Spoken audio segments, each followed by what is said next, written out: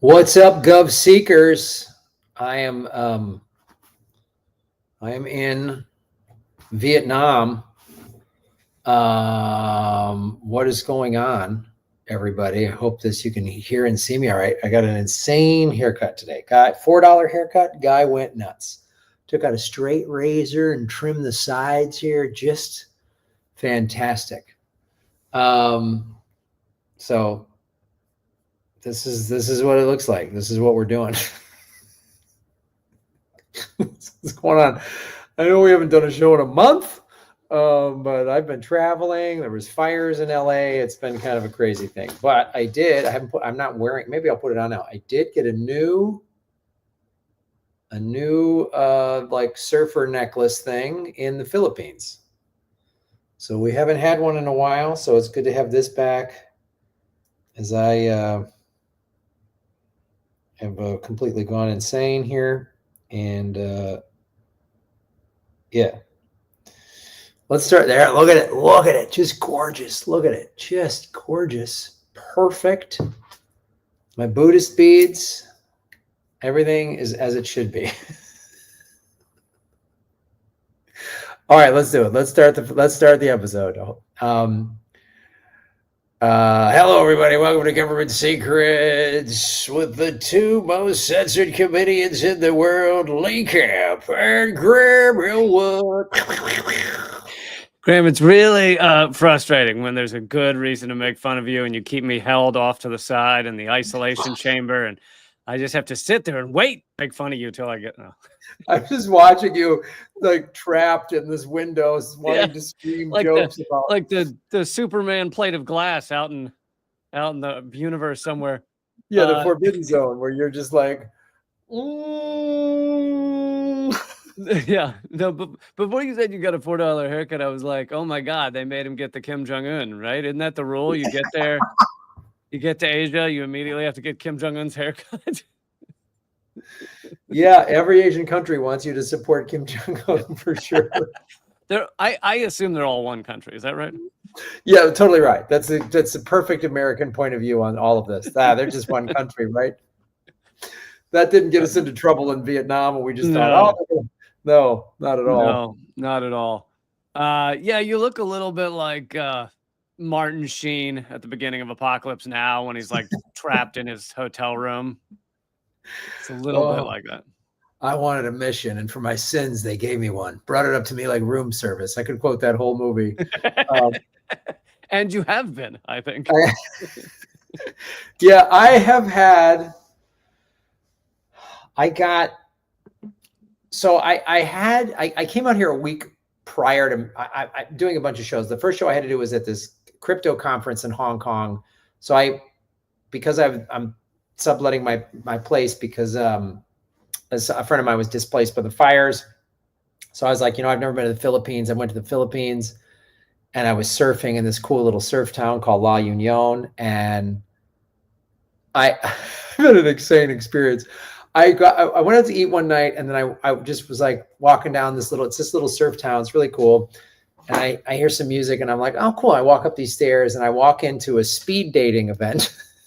And what? And they were like, are you here in English? Yeah, well, I guess, yeah, I know. It was mostly in English. And the woman was like, well, do you want to do it? And I was like, yeah, man. I was just saying yes to everything. And met a bunch of really cool people. One of the women, we went out a couple of times. And then she took me to this udon noodle place, which was really good. But then something happened because about 2 a.m. I woke up and was like crippling food poisoning, like crippling, like multiple trips to the restroom, in there for extended periods of time. And it was like, and the good news was I had to take a 6-hour bus ride back to Manila the next day. Good. And I was like, all right, I just ate something bad, but it was like my whole body was aching. I had a pounding headache. I was like, and I was starting to feel really hot. I was searching online and they're like, because I was like, maybe I'll just, you know, go to the store and take some Imodium, and they're like, if your aches and pains and your body is packing, you know, you might want to go to a physician, is what the internet was telling me. So I went to this clinic in the Philippines. Oh man, this just keeps getting better. You know what? I think I saw this on what's the Locked Up Abroad. I think I saw this on Locked Up Abroad. Turned out I had 5 pounds of coke in my colon. I was a heroin mule, Lee, and I had no idea. Apparently what they do is they knock you out with the udon soup, and then they shove it up you. Turns out the whole speed dating thing was just a ruse to put a balloon full of China White up my rectum, and that's what happened. It's a long con. They got to go through a couple of dates with the guy. It was like, so I was like, oh my God, this was gnarly. I mean, they had to do blood tests. They had to do a stool sample. I mean, they were really like, it was. And did they get the parasite out of your brain? Oh God, I hope. And they, you know, so they gave me antibiotics. And so there was a good 3 days where I just was like, and I had to take a 6-hour bus ride, but thankfully and it was a bus without a restroom on it, but thankfully they gave me stuff to deal with that. Jesus, was it a cork? I feel like you just strap a garbage bag around you, walk onto the bus like that. Yeah.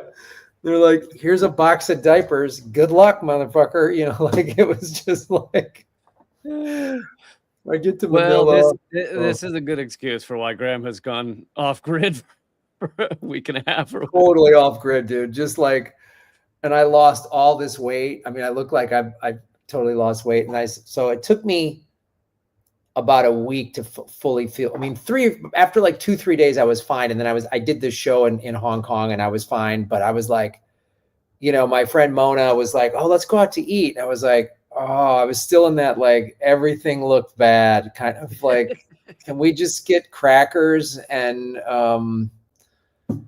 unsweetened yogurt? Like, that's all I wanted, just like the most like bland food. Ouch. So, and then, yeah, I've been surfing. I've been going all over the place. I've been to Vietnam. And I was in Singapore, which is like the cleanest, safest city I've ever seen in my life. Hong Kong was really nice. I'm in Hanoi right now. So I have a show tomorrow night in Hanoi, and then I go to Da Nang, and then I come back home to LA. But it's been an amazing trip, man. It's been, I got it in Singapore. A friend that I met when I was at Angkor Wat Temple in Cambodia. This just sounds so insane. Like, this just sounds. Listen, I'm just, it's 9 a.m. for me, so I'm just doing my morning coffee and listening to they call them the diarrhea tales. The insane ramblings of my buddy Graham, who we don't know where he's at. Just listening to Martin Sheen if he in Apocalypse Now if he ate some bad chicken or something. Oh, I saw a snail crawling across a razor blade or whatever. Like, I don't think I've seen the documentary of the making of that, which is supposed to be incredible. Or maybe I did see one of them. There's another one, I think. But Marlon Brando was peak insane during that. He was, I mean, like the fact they went there, it was supposed to be like a 95-day shoot, right? It took 2.5 years to make Apocalypse Now. I mean, is like, and literally Marlon Brando was like, I have what, like 2 weeks free.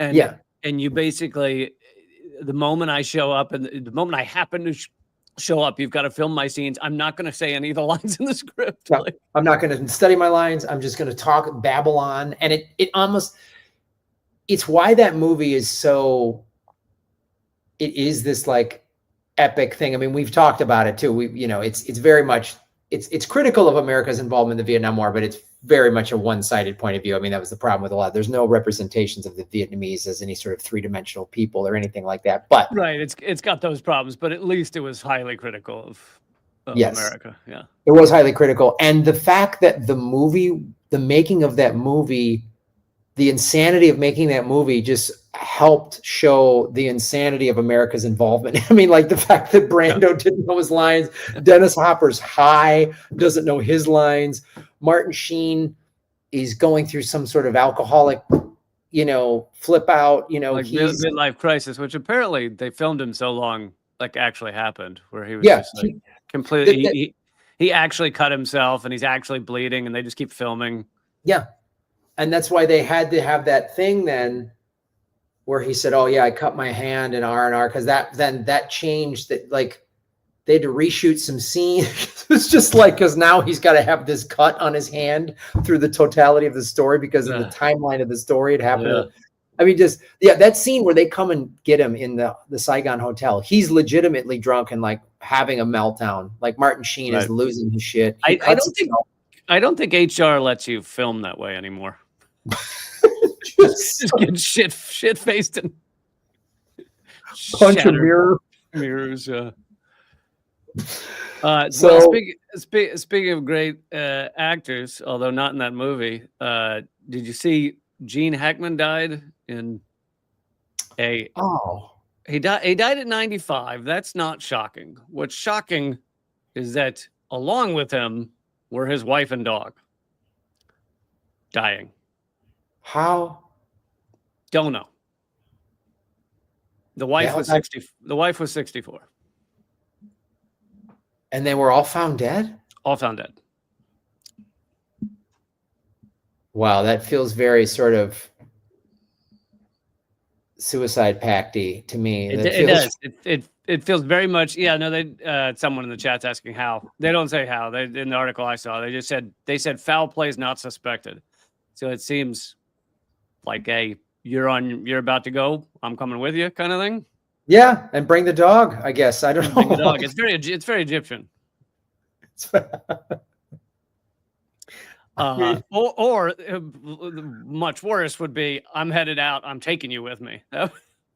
Oh God, I hope it wasn't that. I hope it was some sort of beautiful love thing. Like we loved each other so much. I can't live without you. I'm going with you. And one can hope. No one's going to take care of the dog. So the dog. And no true flags in the chat says carbon monoxide. Could have been that too. So there's a lot of options here. So yeah, I've been losing weight, eating crazy food, and shaving my head, and you got all of that food poisoning without eating meat, because you don't eat meat. Well, no, I went a completely vegetarian place. I've been eating some seafood because it's like I generally will eat some seafood, and I wouldn't have survived in China and Tibet because it's like there's nothing but rice, meat, and seafood. Like that's it. I always say like vegan is a first world privilege. It's a first world privilege. That's true. So like when I'm in a third world country, it's like, all right, I got to eat some seafood. I got to just get some protein somewhere. But I was just at this vegan, all you can eat buffet. This after I just did yoga and went to a vegan dinner at the buffet. It was right down the street. It was really, really awesome. But yeah, I ate this hot pot food last night and I've been videotaping it, and it's been. I hope you videotaped that haircut going down. Totally did. The guy didn't speak a lick of English, so I just sat down and he quoted me the price, which was like 100,000 dong. It's like $4. It's 25,000 dong per dollar, and I was like, 100,000 dong, also my favorite porn. Sorry, that was too easy. I knew there's no way you were going to let the name of the currency just be said. There's no way that was going to happen. No, couldn't just let that slide. Yeah, so I whipped out 100,000 dongs, and I paid the man, and because he just started cutting my hair. I was like, well, I don't know what this guy's gonna. He could give me a mohawk, and there's nothing I can do about it. Luckily, I have strategically not gotten my hair cut in the past 15 years, but before that, it was so goddamn stressful because you like in the first cut, you're like if you took out if you're like bzzz, and it's over, you're like, well, this is something new. There's no like at that point, there's no going back. I don't know that I've ever had my hair this short. like, and he took a straight razor. I mean, he It's just like, it's possible it's because a lot of the guys going in there that are white Americans are military, and so he just assumed you want the military cut. yeah, probably. He's just like, all right, another white guy wants to get the cut. All right, let's do it, you know? But yeah, so that's what's been going on with me, man. Just like going up the river with Colonel Kurtz and having Cool, food. man. Well, we're gonna stick on the topic of Vietnam for some of this show. Oh, I also, you'll love this. In Singapore, I went to this Buddha tooth temple. It's got a tooth apparently from Buddha, and it's a 5-story. What year was Buddha? A couple thousand years ago, before Jesus. He was 500 years before Jesus, so about 2,500 years ago. Then I'm not believing the tooth. I think some dude just took his tooth and said, "This is Buddha's." Very well could be. Very well could be. And on the 4th floor, it's all meditation. And my friend that I met in Cambodia was like, let's go meditate. We meditated for an hour. And it was like, dude, fantastic. I've meditated for 7 minutes before. It felt like an hour. Oh, I don't know how you do that. It's so funny that the guy with the Marine Corps boot camp is more of a hippie than the guy with the long hair. That's my favorite. This is the odd dynamic we have. Like, the guy with the Navy SEAL haircut is the dude with the beads, and then the guy who looks like he'd cut you if you made fun of his shorts is the guy meditating for an hour.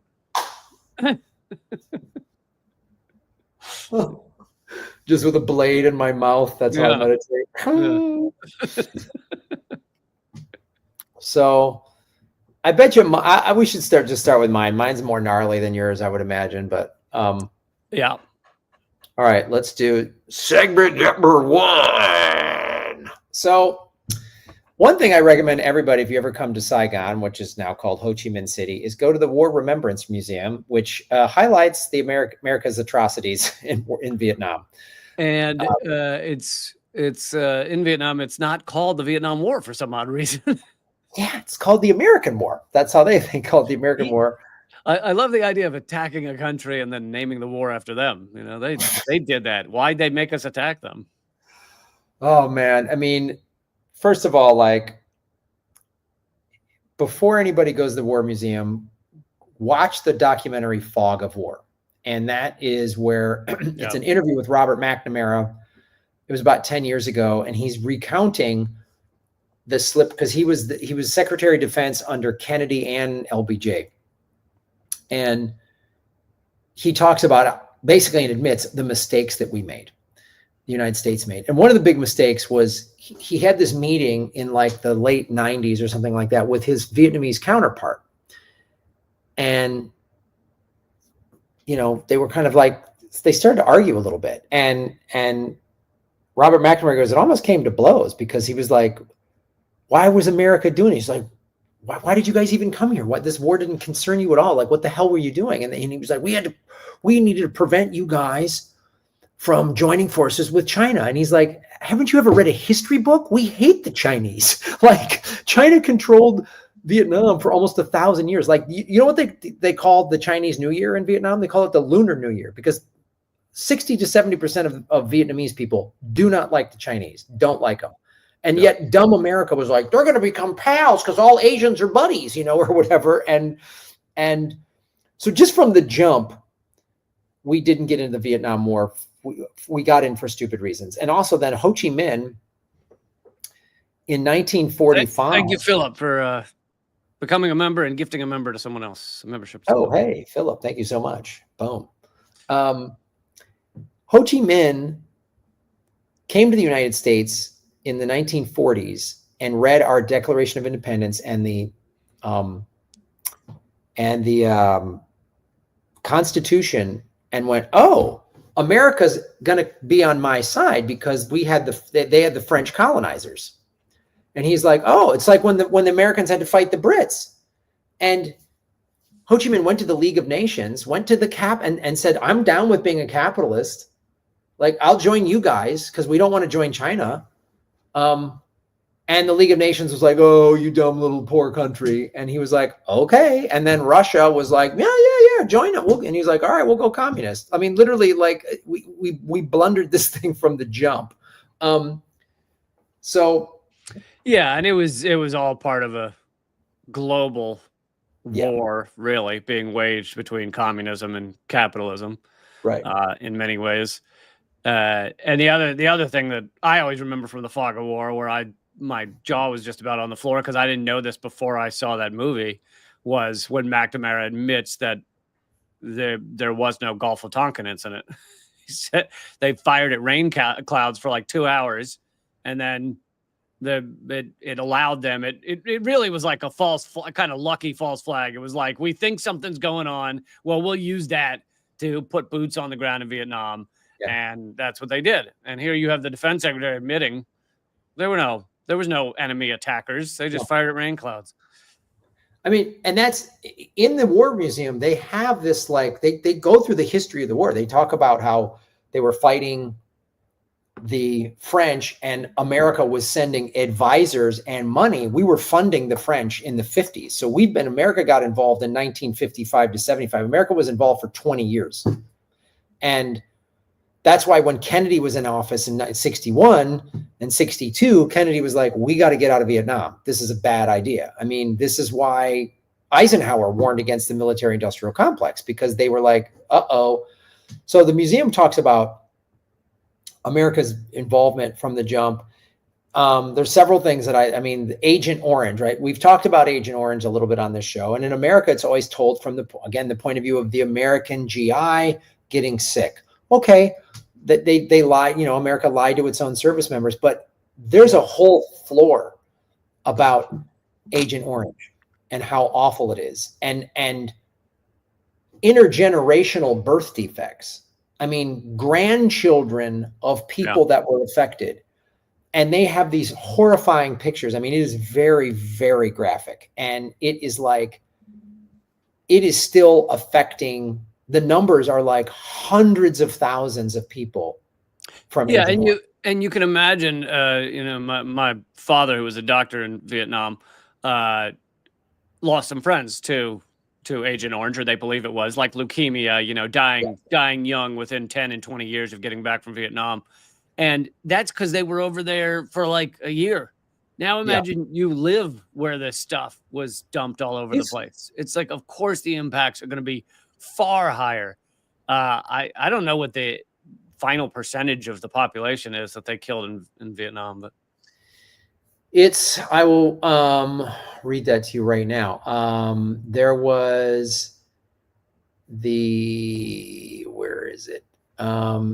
It is the Agent Orange. So that, like, you bring up a good point, because not only was it like, oh, you were over there as a soldier, you live there. So it's affecting the food and water supply. Yeah. I mean, and it talks about how it was against the Geneva Convention, and it was used anyway. Mm-hmm. It was, where is it? I just had this brought up.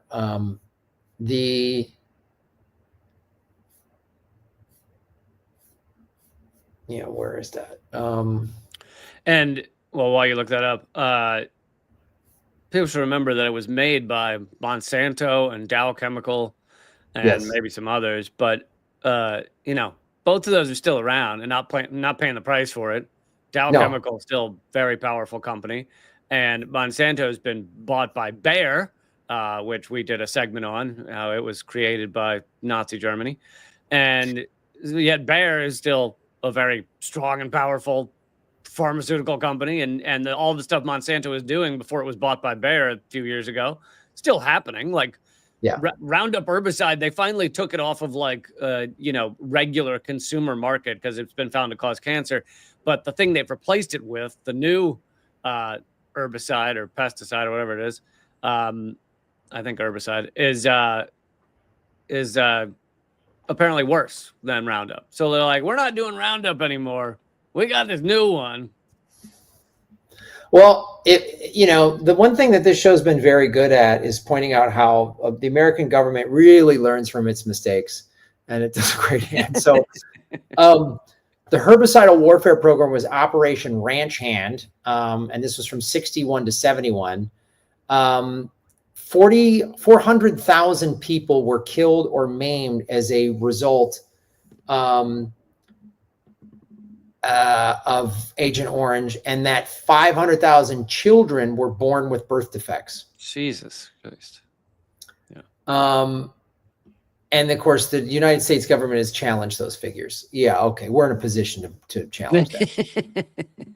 No, it wasn't over 400,000. No. It's kind of like when, I can't remember the numbers, but Bernie Sanders said, like, this is way pre October 7th, I think. Bernie Sanders said, like, Israel's killed, 100 children, 100 Palestinian children over the past year, or something like that. And Israel's like, that is absolutely not true. We have killed 23 or something like that. Like, I know. We have only murdered. Well, that's the guilty, that's the classic, like, defense attorney for someone that's clearly guilty. Like, your client, broke in, stole food, desecrated things, vandalized, robbed everything. And then the attorney's like, he didn't steal food. Come on now. He's not a monster. And it's like, oh, now we're going to argue about the stealing the food, not all of the other awful crap. Right.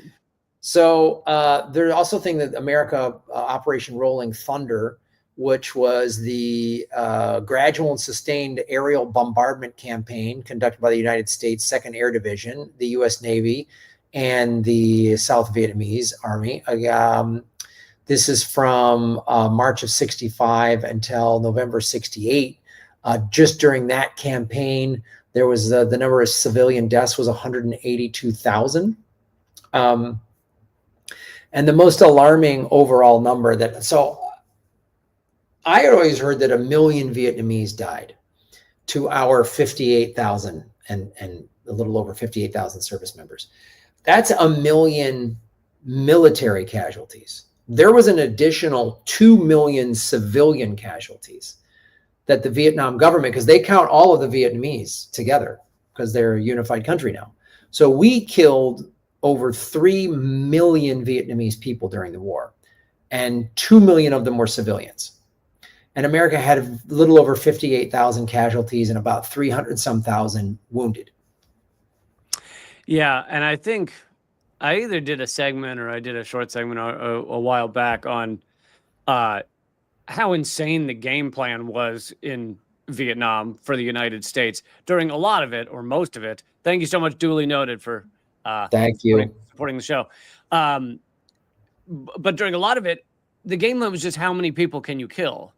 Body counts. It was just body counts, and yet they would, convince the soldiers, the U.S. soldiers, to we gotta take that hill. And I'm sure there was probably endless pep talks on doing it for your country. Take that hill. Take that rise over there. And then there's hours or days of fighting where your friends die and you're killing all these Vietnamese children with guns, and then you get to the top. And some of them famously got the name like Hamburger Hill because of all the dead left on the hill. And you get to the top, and literally within hours they would leave because it was not about land. Which to try and convince anyone that makes sense, you just fight for that piece of land that we'll then walk away from 8 minutes later, because it didn't actually matter. There was no strategical point in holding that land. They had a whole section of the museum about the body count thing, how that was a directive from the United States military to just get body counts so we can say, oh, we killed this many. And so that that then went into the part of the massacres, because the soldiers were then just like, kill civilians, and we'll say they were, Viet Cong, they were the enemy. They were just randomly killing civilians, saying body count. I mean, it was like, it's really where, this is where I think America completely lost its morality and has never been. The 60s is where America has lost all of its integrity, whatever hope it had of being the good, shining, country on a hill type of thing, all ended in just ended up being The Shining. Yeah, it's just Shining, crazy. It was. And then, so what happened was the body count thing then led to several of these massacres. There were 7 massacres that were officially confirmed by the United States. My Lai, and which is also part of My K, was collectively the My Lai massacre. And that one, I heard about that one because a journalist blew the whistle on it. But there was a bunch of other massacres that America covered up. And one of them was down in Hue. The 2 further massacres were reported by soldiers who had taken part in them. One north in Dirk Pho, or the Quang Nai province, in the summer of 68. And the other was the Binh Dinh province in July of 69. And then there was also the Tiger Force, which is a special operations force, probably murdered hundreds of civilians during a 6-month period in 1967.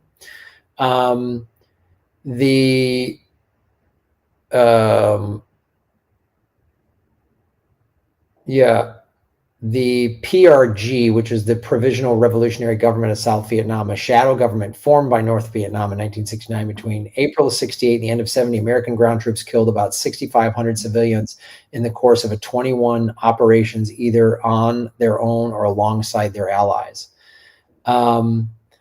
There was also the directive that said kill anything that moves, which then became a Nick Turse wrote in a book, Kill Anything Moves, argues the relentless drive toward higher body counts, a widespread use of free fire zones, rules of engagements where civilians who ran from soldiers or helicopters could be viewed as VC.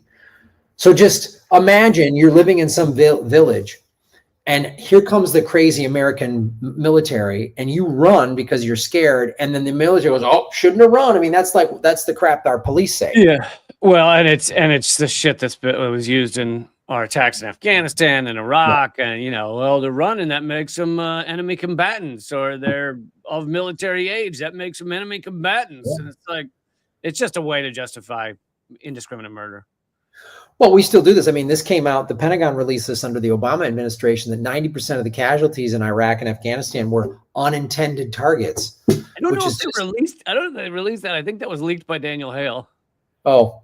I think that was internal Pentagon studies that Daniel Hale then leaked, and ended up in prison for a few years, because we don't put the actual perpetrators of the crimes in the prison. We put the revealers of the crimes in the prison.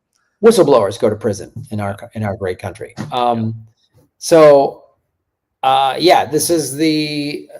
This is talked about, was the Operation Speedy Express, an operation by the 9th Infantry Division, which was described by John Paul Vann as, in effect, many My Lais. It was an operation conducted by the United States Army 9th Division during the Vietnam War in the Mekong Delta provinces of Kien Ho and Vinh Binh. The operation, led by Major General Julian L., was part of a insurgency thing. And they just... Thank you, Alex, for supporting the show. Thank you, Alex. It was... And then an Air Force Captain, Brian Wilson, who carried out bomb damage assessments in free fire zones throughout the Delta, saw the results firsthand. It was an epitome of immorality. One of the times I counted bodies after an airstrike, which always ended with 2 napalm bombs, which would just fry everything that was left. I counted 62 bodies in my report. I described them as so many women, because between 15 and 25, and so many children, usually in their mother's arms or very close to them, and so many old people. It's disgusting.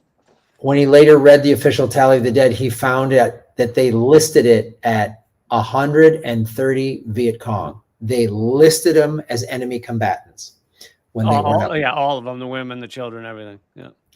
Yeah. So, I mean, I could go on and on about this, but like, if you ever get to Ho Chi Minh City, go to the War Remembrance Museum. And then, the Vietnamese have a whole section of all of the American soldiers who were whistleblowers. Like they commend these guys for speaking out, and they have a whole section about the anti-war movement and all the people who were like, this ain't right in America and around the world. And then the museum ends very much like, hey, let's be, it's they call it a peace museum. And the Vietnamese, I was worried. I was like, are people going to be like not like me because you know, not like Americans or whatever? And they're like, no, they don't with care. That haircut, I mean.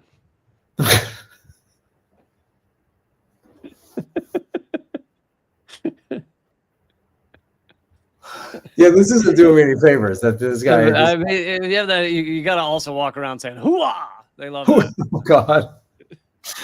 Oh, so I'm just like, but several things. First of all, don't forget Project Chariot when we were going, to Alaska to Napalm. Thank you, Renzo, for supporting the show.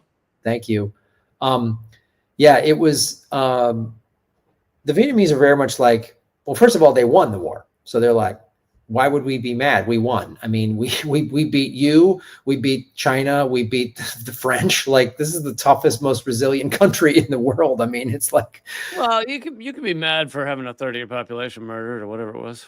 Yeah, but the whole country, they just kind of want to move on. They just want to like, it's over. We're moving forward. We're not going to sweep it under the rug, but they're really ready to move on. Which I was impressed with them making this museum. It's like, we want to educate people, especially if you're an American, because your government didn't tell you this. And also, let's move away from this and let's move towards peace, which was really like a very noble response, because I could see it'd be very easy to carry a lot of anger and resentment towards Americans if you're Vietnamese. It's very easy to do. But they're really nice, warm people. And I know this is one of the things I mentioned on my video when I went to Tibet is like, there's nobody who's like, I mean, they can tell you're American from a mile away, but they're none, for the most part, but none of them are like, go fuck yourself, American. Like, and that's their accent that they do there. Because it's like, that's not how they view human beings. And it was the same in Tibet. It was the same in Beijing. It was the same in Cuba for me. Like, they might hate our government, but we're not our government. They don't blame us. And I think even Americans, I hear Americans like blame people from other countries. That's like, you blame the citizens? Like, it's the governments that are the problem. Yeah. And I think they understand that there's you know, there's the government and there's the people. Yeah. And America tends to buy into this, like, they're all bad in that country. And it's like, we're so lucky that the world doesn't view us based on our government. Otherwise, we would be spit on in every goddamn country on the planet because of all the hellfire that this empire has brought just in our lifetimes. In some countries, it's pretty cheap to pay to have someone spit on you. It's, I think, Germany. I had that. Like $5-10 to get spit on. No, I'm not talking about your weird sex tourism. I'm just talking about people being mad at us politically. So anyway, man, that's my experience. That's what was going on. Those are the government secrets that I found. You know, some of this stuff I already knew just from being an anti-war guy and stuff, but there was still stuff I learned that I've shared with everybody at that museum. I was like, wow, I didn't know those numbers were that high. I didn't know how the long-term intergenerational effects of Agent Orange. So it's pretty gnarly, man. Yeah, but I bet killer gift shop though. Good hats, good t-shirts. Really good hats. Yeah. Thank you, Philip, again for supporting the show. Yeah. Philip says, Controlled Substances Act of 1970 made sure the best PTSD treatments were outlawed, so Vietnam vets with PTSD couldn't legally get help for PTSD. I mean, we, in many ways, have made sure people can't get the help they need for PTSD. And only now is there, like, are some of the studies, like, being accepted and covered in the mainstream media of how much, like, mushrooms and other psychedelics can help people with PTSD. Psychedelics can help. Psilocybin. I mean, there's also just like EMDR, which is it's just anything that's non-pharmaceutical. They're not going to want to do. EMDR is a dance music. Is that correct? Electronic. Yeah. It's a dance. Yeah. Yeah, it helps you with PTSD. When you Take someone who thinks bombs are going off and you just put them inside a club.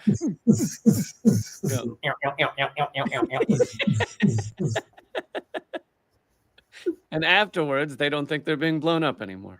Yeah, then they just dance and they do body painting, and it's pretty sweet. So that's segment number 1, the truth about Vietnam that we're not told in America because our government thinks we're stupid. All right, I have a couple here that I'm going to try and squeeze in. We'll see how it goes. But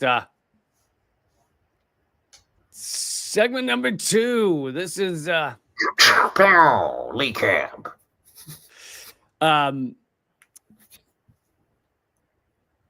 So I'm showing it on the screen. I guess I don't need to do that. But a couple years ago was the 50th anniversary of the reoccupation or retaking of Wounded Knee in where is that? It's Wounded Knee in actually I don't know. I think it's South Dakota. Is it South Dakota? But they just freed Leonard Peltier. Yes, they did. Yeah, that was a big deal. South Dakota. So Trump did that? Trump freed Leonard Peltier? No. Biden did it at the end of his.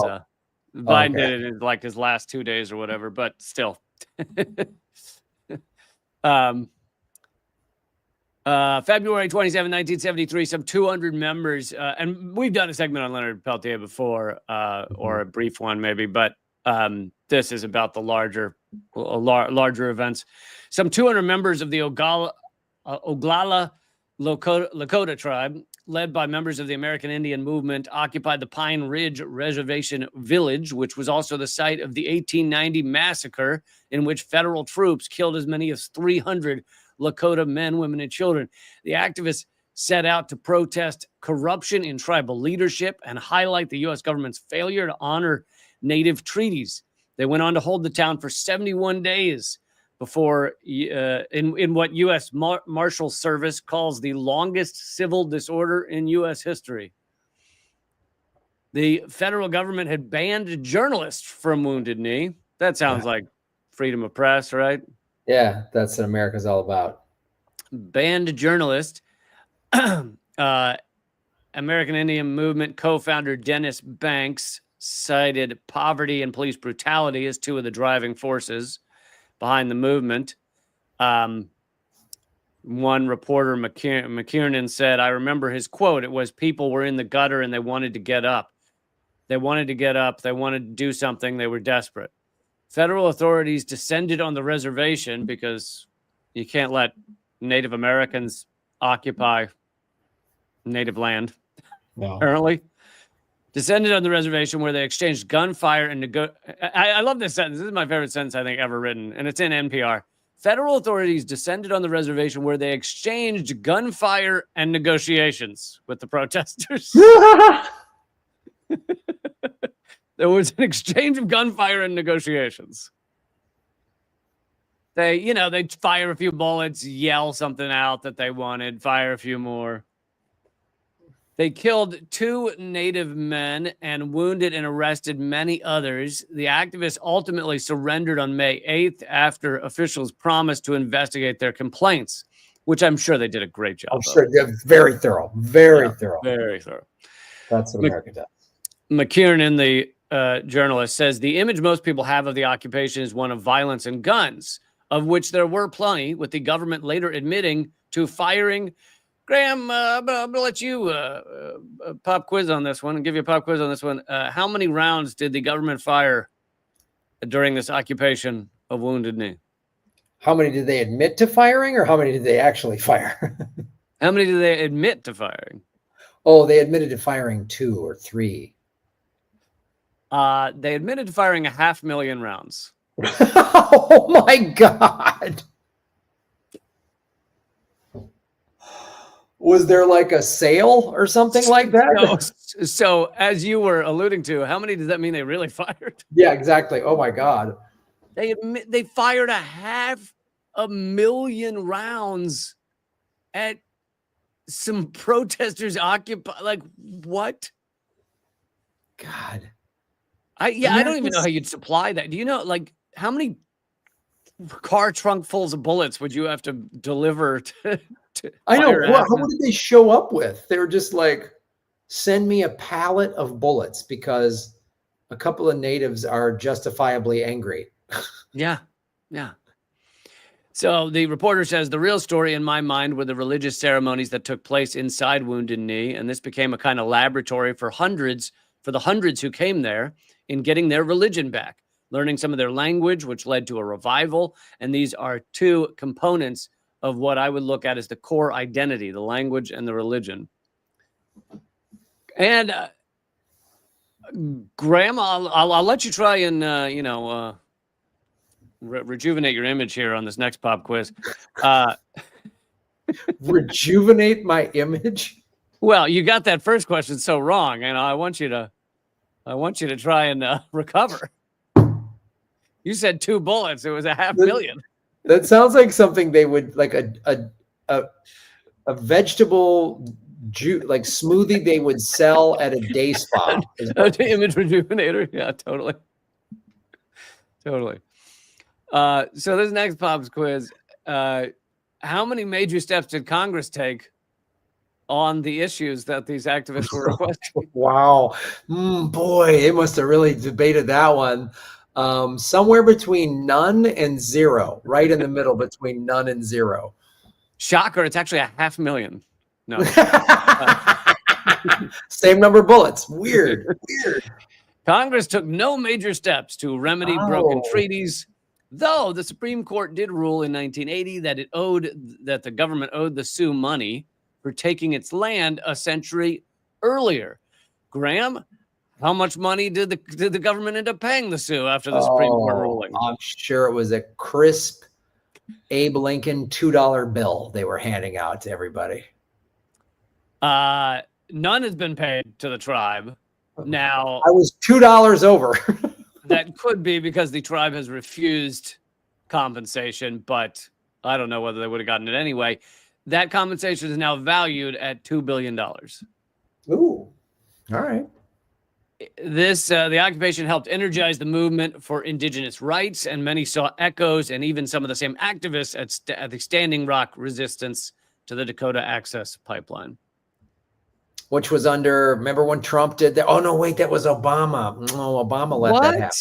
No. Yeah, our liberal hero, Obama. He wouldn't just stand by while militarized police crack the heads of peaceful protesters, would he? On Army Corps land, which is under federal jurisdiction, that he could have absolutely said, get out of there. Yeah, no, that's not what he did at all. I mean, I think he was busy going to Flint, Michigan and going, the water's fine or whatever. So, right, drinking the water that was completely tainted. It's like, greenish brown. And he's like, it's delicious. All right, I'll get another one in here because we have time. I don't know why I keep putting them on the screen. But I like it, man. I like the multimedia aspect of the show.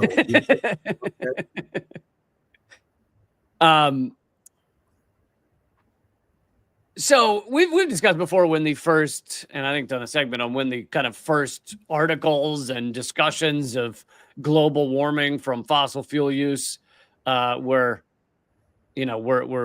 happening, like whether it was the speech at the American Petroleum Institute or what have you. But I didn't realize that the first popular mainstream television program in the United States to do a segment on how we were heating up the planet with greenhouse gases was in the year 1958. What? Was it the Texaco Star Theater? February 12, 1958. The popular educational Bell Science series aired a new film on primetime television And this was a time where there were 3 channels. So if anything was on TV, everybody who had a TV watched it because it was all there was. The program warned that CO2 emissions from fossil fuel use could warm the Earth to a degree that melts the polar ice caps and creates a catastrophic rise in sea levels. Between 1956 and 64, Bell Laboratories produced a number of television specials titled the Bell Laboratories Science Series. In 1958, a chapter in this series was titled The Unchained Goddess. The topic was the weather, and it starred Richard Carlson and a USC professor. At one point in the program, Carlson asked what would happen if we could change the course of the Gulf Stream or the other great ocean currents or warm up Hudson Bay with atomic furnaces. Yeah, sounds like a good plan. Jesus. And the scientist says, extremely dangerous questions, because with our present knowledge, we have no idea what would happen. Even now, man may unwittingly be changing the world's climate through the waste products of his civilization. Due to our release through factories and automobiles of more than 6 billion tons of carbon dioxide a year, which helps air absorb heat from the sun, our atmosphere seems to be getting warmer. It's been calculated that a few degrees rise in the Earth's temperature would melt the polar ice caps, and if this happens, an inland sea would fill a good portion of the Mississippi Valley. Tourists in glass-bottom boats would be viewing the drowned towns of Miami through 150 feet of tropical water. This movie sounds like a blast. Sounds like one of our shows. These guys are dropping truth bombs back in 58. I love it. This is 58. Yeah. And These Bell climate- Laboratories, like a like for-profit science lab, was going, hey, this could be bad. Yeah. It's amazing how long we've known about this. And yet they continue to tell everybody it's not happening. And somehow there's enough dumb people in this world that they, well, I guess mainly in America, most of the world knows this climate crisis is happening, but Americans manage to be dumb enough to have a lot of them think it's not. Americans take pride in being as stupid as they possibly can be and shooting their mouth off about how stupid they are. Like, that's what Americans are the most proud of. And I always tell them, like, oh, it's a myth or whatever. And I'm like, okay, man, climate change doesn't care if you believe it or not. It's still coming. You know, it's here. It's here. Yeah. You know, you've heard the one like, oh, well, Al Gore flies on private jets, so therefore it's not happening, which is just hilariously dumb. But the one I heard recently was, oh, no, man, it's a psyop because it's good for Elon Musk to sell Teslas, to sell EVs. And here's the thing, whether people knowing about climate change is good for Elon Musk to sell Teslas or not, does not impact the 99.7% of all peer-reviewed scientific articles that say climate change is happening. 99.7% of all peer-reviewed articles. I mean, that Elon Musk thing, it just shows you the layers of stupid you got to get through to try to make an American figure it out. But Americans are like, I've always said this, they're addicts. And if an addict doesn't want to get sober, they ain't getting sober. And there's nothing you can say to them. And America is addicted to stupid shit. It's a lot more comfortable. It's just so much more comfortable to believe it's not happening. Because it's really uncomfortable to know the truth that this is happening to our planet, that people today, there's millions. I think I have this right. The last estimate of last year's climate refugees was 60 million around the world. So millions of people fleeing their homes because of their climate refugees. And it's just a lot more comfortable to be like, man, it's not happening. Cool. There's still, I mean, there's people in LA who just went through these fires, like, I still people say, do you think maybe it was because of this? Like, it was some whacked out conspiracy. I go, you don't need a conspiracy. You don't need lasers when you have record drought. It's the driest beginning of we never have fires in California in January. Did the lasers cause the 2-year drought? Did the lasers cause the wind? Yeah, the lasers caused the 100-mile-an-hour wind and the driest winter since 1964. Yeah. Lasers caused that. It's stunning to me, the shit people believe. It's stunning. But yeah, you know, But it's nice and cuddly to think it's not happening. So. it is nice and cuddly to think it's not happening. You just go, is it that thing, like, all right. All right, I'm gonna get one more in here real quick. Oh, by the way, these are all three of these are from the Zinn Ed project, because I was like, his name's Howard Zinn. It's based off of Howard Zinn's work, and so it's called the Zinn Education Project. So it's zinnedproject.org. I read it at first and I was like, zinned? Is that like when you've been made awake by Howard Zinn, you've been zinned? But you've been zinned. It's the zinnedproject.org. Dude, would you stop zinding me? I'm fucking tired. God. I'm tired of learning all this shit. Stop zinning me. Oh, my head is just all zinned out. So, last one I'll get in here. February 12th. Well, so this is the reason this one's shocking. It's not that big a story, but this is the reason it's shocking.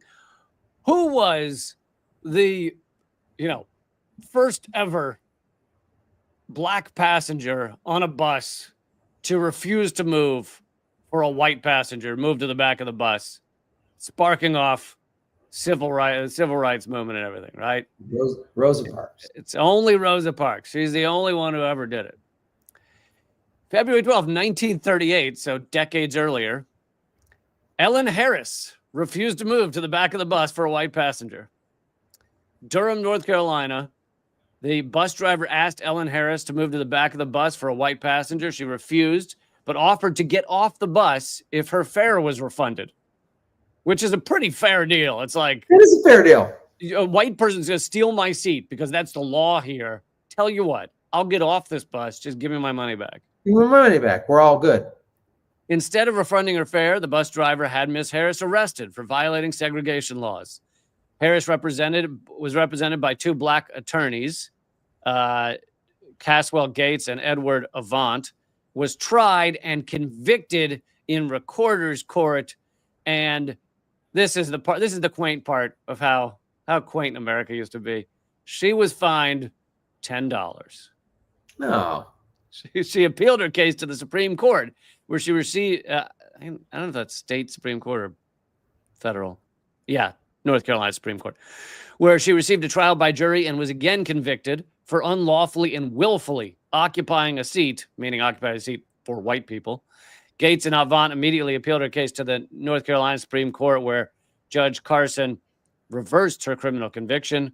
He wrote, "We do not think the defendant intended to willfully violate the provisions of this act," which is kind of a funny way to overrule it. It's like, we're going to let her off because she didn't really mean to take a white person's seat. We're not going to say there's anything wrong with this law. No, the law is fine. There's no problems with this law at all. We're just going to kind of doctor up some technicality for her to skate by so we don't have to admit how wrong we are. Right, and how racist we are. Yeah. 1 month after being found innocent for criminal charges, Harris and her attorneys filed a $15,000 civil lawsuit against Durham Public Services Company. The record shows that she settled her case with the city company for an undisclosed amount. So basically she won. But I just find this story, the only reason this story is shocking to me is because we're only told about Rosa Parks, and we never hear about people who came before and were, fought these fights and risked being locked up, risked being beaten to death. I mean,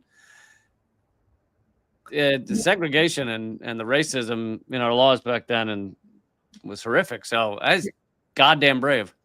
Oh, yeah. And again, like, why weren't we told about her? I mean, good for Rosa Parks, and that's great that she's looked at, for standing. Yeah. But why would we not want to hear about this woman from 25 years prior? Like, I don't understand, there's some devious reason. I'm sure the history books are deliberately not talking about this person. It also speaks to like when people, you find out someone was racist in 1938 or that era, and people go, well, it was the times, it was just how everyone thought back then. It's like, no, there were actually people fighting against racist laws back then, fighting against a form of apartheid. There was in the 1800s, the late 1800s, there were people going, slavery's wrong. This is not a right. This is, and it was a huge part of the economy. And it was totally accepted. There was still a large group of people going, this ain't right. Owning another human being. It's not right. Yep. So I do apologize. We will not be able to do an extra segment today. However, I gave you 3 right there. So yeah, eat those up, kids. Let's put that in your pipe and smoke it. We'll try to get back to doing the show twice a month rather than once every 6 weeks or whatever this has been. This is not. I can't remember which commenter, but they made a good point early on. They said, I believe now this show has aired at every time on the calendar. At every time of day. We got the bingo. We filled the bingo card. I did every single one. I mean, literally, yeah. The only way to do this, because I'm in Asia, is like 9 in the morning for you and 9 at night for me.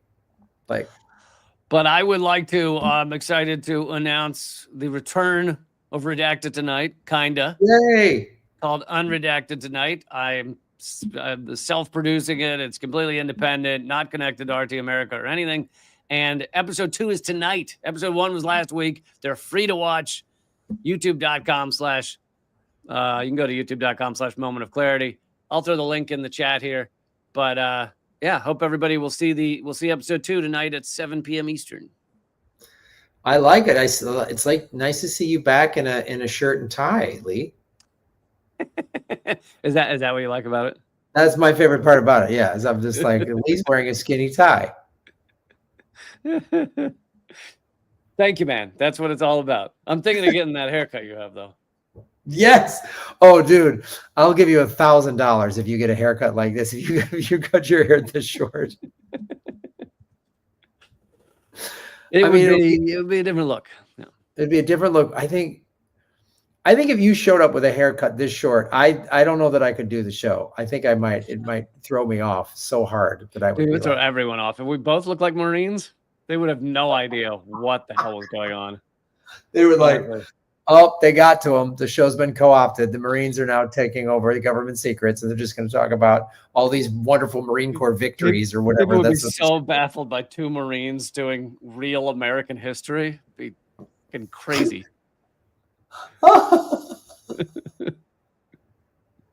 Just talking about atrocities in Vietnam. Yeah, just hard-ass Marines, but pretending to be us. I am Gunnery Sergeant Graham Elwood. I am Lance Corporal Lee Camp, or whatever. So they killed all the women and children, and then they said they were combatants. What the hell is that? That doesn't make a lick of sense. You maggots better give us super chat money, or you will be doing push-ups until your arms fall off.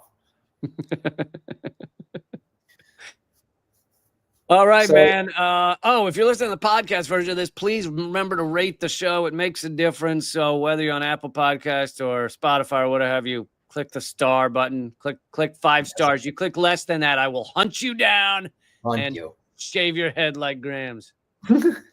And also share it.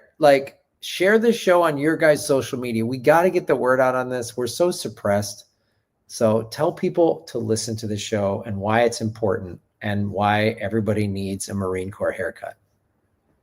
Do it. All right, man. So we might have another show in 2 weeks. You'll be back then?